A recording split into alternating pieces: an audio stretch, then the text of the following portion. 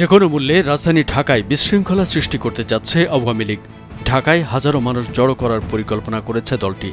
মোহাম্মদপুর থানা আওয়ামী লীগের সহসভাপতি আসাদুজ্জামান আসাদ ও তার ঘনিষ্ঠ সহযোগী দেলোয়ারের সহযোগিতায় এই পরিকল্পনা বাস্তবায়ন করতে চান জুলাই বিপ্লবে ক্ষমতাচ্যুত আওয়ামী লীগের প্রেসিডিয়াম সদস্য জাহাঙ্গীর কবির নানক। এসি বাণিজ্যের সাথে সম্পৃক্ত মালিক ও শ্রমিকদের অধিকার আদায়ের নামে এই জমায়েত করার পরিকল্পনা রয়েছে তাদের, এমন সব চাঞ্চল্যকর তথ্য পেয়েছে একাধিক গোয়েন্দা সংস্থা। আপনারা অবশ্যই আগায় আসতে হবে এবং প্রত্যেকে নিজ নিজ ব্যানার নিয়ে আসবেন। একটা দিনের জন্য আপনারা স্যাক্রিফাইস করেন। আমরা গণরেলি করব, তো সেখানে আরো ব্যতিক্রম কিছু হবে, সবকিছু এখানে বলতে চাচ্ছি না। ঝামেলা যদি কেউ করতেও আসে তার অস্তিত্ব সংকটে পড়ে যাবে। দেলোয়ারের এমন ঘোষণায় শঙ্কিত এসি শ্রমিকরাও। দেলোয়ার তাদের অধিকারের কথা বলে আওয়ামী লীগের এজেন্ডা বাস্তবায়নে কাজ করতে পারে বলে ধারণা তাদের।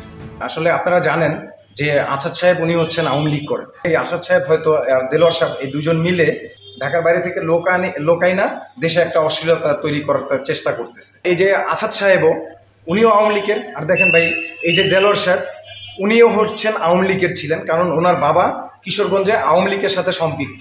যে দেলোয়ারের মাধ্যমে আওয়ামী লীগ এমন পরিকল্পনা করছে তার পরিচয় নিয়েও ধোঁয়াশা রয়েছে বিভিন্ন মহলে। কখনো আওয়ামী লীগ নেতা, কখনো বিএনপি, কখনো বৈষম্য বিরোধী আন্দোলনের সমন্বয়ক। দলীয় পরিচয়ে বাণিজ্য করছেন গত 15 বছর, তারপর বাণিজ্য করেছেন সমন্বয়ক পরিচয়ে। নিজেই মামলা দেন, আবার নিজেই অর্থের বিনিময়ে মামলার আসামি থেকে বাদ দেন। এখন বাণিজ্যের চেষ্টা করছেন বিএনপি পরিচয়ে। এই কথাগুলা কেটা কইছে যে মামলা উঠায় করতে বসতে হইব সবাই, কিন্তু আপনারটা আমি কথা দিছি আপনারে, আপনারটা সাথে ঠিক থাকবো। আপনার কিছু টাকা পয়সা লাগবো, আপনার অনেকেই দিতেছে, আর আমি নিজেও মনে করেন যে কিছু কিছু দিমু দিয়া আমাদের এই যে আতিক ভাই দোকানে একজন লোক আছে মুকুল ভাই আমরা কয়েকজনে মিলে এগুলা করতেছি আর কি, বুঝছেন। খোঁজ নিয়ে জানা গেছে এই দেলোয়ার দীর্ঘদিন থেকে সম্পৃক্ত রয়েছেন এসি ব্যবসায়ীদের সংগঠন Bangladesh refrigeration and air conditioning merchants association ব্রামার সিন্ডিকেটের সঙ্গে। তার দুর্নীতির অভিযোগে অভিযুক্ত ব্রামার সাবেক সভাপতি মোহাম্মদ আসাদুজ্জামানের ঘনিষ্ঠজন হিসেবে পরিচিত দেলোয়ার। গত স্বৈরাচার সরকারের প্রভাবশালী ব্যবসায়ী ও মোহাম্মদপুর থানা আওয়ামী লীগ নেতা আসাদকে তিনি নিজের নেতা হিসেবে ইন্টারন্যাশনাল মাফিয়া মনে করে গর্ব করেন। দেলোয়ারের সঙ্গে এক ব্যক্তির ফোনালাপের রেকর্ড এসেছে প্রতিবেদকের হাতে। ব্রামার সাংগঠনিক বিষয় নিয়ে দেলোয়ার ওই ব্যক্তিকে হুমকি দিয়ে বলেন, আসাদ হচ্ছে আন্তর্জাতিক খেলোয়াড়, বড় মাপের সন্ত্রাসী, তার সাথে খেলাই আপনারা পারবেন না। আসাদ মিয়া এটা বুঝতে হবে যে ইন্টারন্যাশনাল, আপনি যদি বলেন যে আন্তর্জাতিক মাফিয়া বা আন্তর্জাতিক লেভেলের সন্ত্রাসী থাকে না, টিভি চ্যানেলে দেখায় না সিনেমার মধ্যে, আসাদ মিয়া হইল গা আন্তর্জাতিক লেভেলের একজন খেলোয়াড়। হ্যাঁ, তা আন্তর্জাতিক লেভেলের একজন খেলোয়াড় রে মনে করেন যে সে মূল্যে খেললে দিব, এটা কি এরকম হইতে পারে?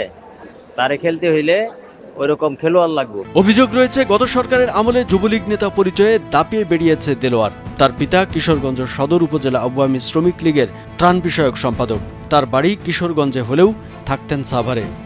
সাভারে থেকে 24-এর বৈষম্য বিরোধী ছাত্র জনতার আন্দোলন দমনে যুবলীগ ছাত্রলীগের সঙ্গে যোগ দেন, আহত হন, কিন্তু পরবর্তীতে পাল্টি দিয়ে মিশে যান স্রোতের সঙ্গে। বৈষম্য বিরোধী আহত আন্দোলনকারী হিসেবে নিজেকে প্রতিষ্ঠিত করেন দেলোয়ার। সেই সঙ্গে সরকারি সুযোগ সুবিধা ভোগ করেন তিনি, এমন তথ্য জানিয়েছেন দেলোয়ারের প্রতিবেশী। আমরা যতটুকু জানি ওর বাবা শ্রমিক লীগের নেতা। সেলিম রেফ্রিজারেশন নামে সাভারে একটা প্রতিষ্ঠান আছে, তার নামে এরকম মামলা দিছে। তারপরে আরো মিরপুরে একজন আছে, মিরপুর 12 নম্বরে একজন লোক থাকে কাছে, তার নামেও সে মামলা দিতে। মামলা দেওয়ার পরে তাদের কাছ থেকে এই হুমকি ধমকি দিয়ে, এবং ও এখন সব কথা বলে যে সে জুলাই ফাইটার, তার সাথে কেউ লাগলে তার নামে মামলা দিয়ে দিবে। জসিমের এমন অভিযোগের সত্যতা নিশ্চিত করতে দেলোয়ার যাদের বিরুদ্ধে মামলা দিয়েছেন এবং সেখান থেকে নাম বাদ দিতে যাদের কাছে অর্থ দাবি করেছেন তাদের সাথে যোগাযোগ করা হয়। এদের একজন রাজধানীর মিরপুরের বাসিন্দা আবুল কাশেম। তার বিরুদ্ধে মামলা দিয়ে 5 লাখ টাকা দাবি করেন দেলোয়ার। সাভারের আরেক ব্যবসায়ীর নামে মিথ্যা মামলা দিয়ে তার কাছ থেকেও মোটা অঙ্কের টাকা আদায় করেছেন। 5 তারিখে আমি কক্সবাজারে ছিলাম, যে হোটেলে ছিলাম ওগুলো সব ডকুমেন্টারি আছে। ও তো আর জানে নাই যে কে তখন কে কোথায় ছিল। ওর দরকার ছিল একটা মিথ্যা মামলা করে দিয়ে হয়রানি করা। আমাকে বলে আপনি আমার 5 লাখ টাকা দেন, আমি এগুলো ঝামেলা শেষ করে দিই, কারণ আপনার বিষয়টা জটিল, আমি আপনার আপনি এখানে আছেন হলো 4 নম্বরে। কিশোরগঞ্জের বাসিন্দা ও রেফ্রিজারেশন অ্যান্ড এয়ার কন্ডিশন ব্যবসায়ী সংগঠন এর কিশোরগঞ্জ জেলা আঞ্চলিক শাখার সভাপতি নাসিরউদ্দিন শাহিনকে হুমকি দেন দেলোয়ার। সেই ভয়েস রেকর্ডও এসেছে প্রতিবেদকের হাতে। আপনি এই ভয়েস আবার ডিলিট করলেন কেন? ভয়েস ডিলিট করলে কি মনে করছেন সব ঠিক হয়ে যাবে? ভয়েস আমি ট্রান্সফার করে রাখছি আরেক জায়গায়। আপনি আমার কি পাগল মনে করেন? এখন এই বিসি ভিতরে ঢুকে গেছে, একটু ধৈর্য ধরেন। আপনার বিএনপিকে আপনারা তারেক জিয়া শিখাইয়া দিছে এগুলি করার জন্য। আপনার বিএনপির পদ দিছে কেডা? আপনার বদমাইশি আমি এবার ছোটাবো আমি। এ বিষয়ে জানতে চাইলে নাসিরউদ্দিন শাহিন ঘটনার বিস্তারিত তুলে ধরেন। আমার বাড়ি ঘরে ট্যাপ করেছে, আমার পরিবারের সাথে এমন ধরনের হুমকি দিয়ে গেছে। আমার পরিবার একটা মানে আমার বউ বাচ্চা একদম হতাশার মধ্যে ছিল। মানে আমাকে মানসিক ভাবে এত টেনশন দিছে, রিমাইন্ড দিছে। মানে আমি একটা মানুষ যখন রিমাইন্ড পায় তখন এই রিমাইন্ডটা যদি না নিতে পারে তখন মানুষ কিন্তু সুইসাইড করে, এরকম একটা পরিস্থিতি করে ফেলছিল। আসলে একটু শ্রমিক লীগ করতো থেকে জানছে মানুষ। আমি না বলি আরেকজন বলবি, আরেকজন না বলে আরেকজন বলবি। এ বিষয়ে দেলোয়ার হোসেনের সঙ্গে যোগাযোগ করা হলে সব অভিযোগ অস্বীকার করেন।